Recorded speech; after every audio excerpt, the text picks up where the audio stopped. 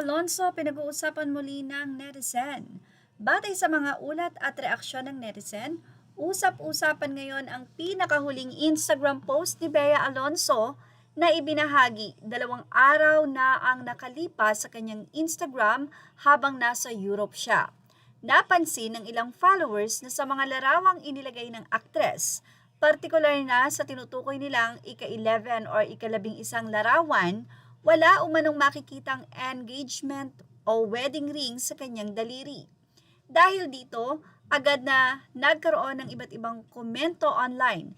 May mga netizen na nagtanong kung sinasadya ba ang hindi pagsusuot ng singsing, habang ang iba naman ay nagsabing maaaring wala itong espesyal na kahulugan at simpleng bahagi lamang ng kanyang styling o personal na preference.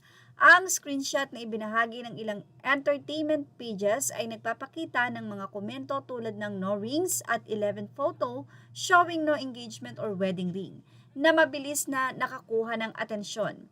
Lalong naging usapin ito dahil matagal nang sinusubaybayan ng publiko ang personal na buhay ni Bea nung nakaraan.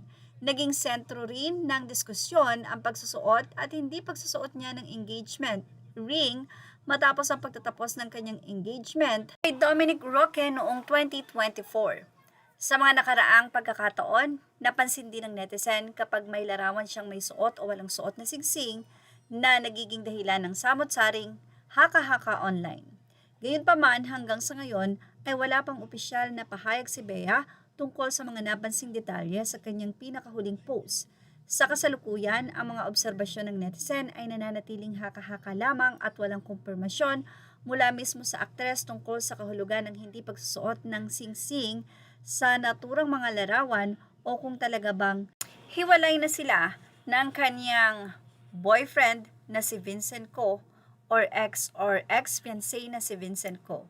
Wala pang konfirmasyon na nagmumula sa dalawa, pero nakita na nga na magkahiwalay sa event at ngayon ay nasa Europe itong si Bea, habang ito namang si Vincent Co ay busy sa pag-aasikaso ng kanilang negosyo. Well, ano masasay nyo about dito? Ilagay na ang inyong opinion sa ating comment section. Images are all credit to the rightful owners. Thank you for watching Showbiz Now. Speaking of negosyo, last year lamang ay kasama pa ni Vincent Co si Bea Alonso na nanood ng concert ng Pure Gold, ang OPM concert kung saan kasama nila ang SB19 at si Rico Blanco.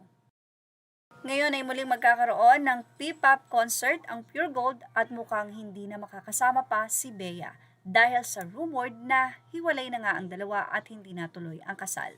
Well, ano kaya ang masasay nyo rito, especially the 18? Ilagay na ang inyong opinion sa ating comment section. Images are all credit to the rightful owners. Thank you for watching Showbiz Now.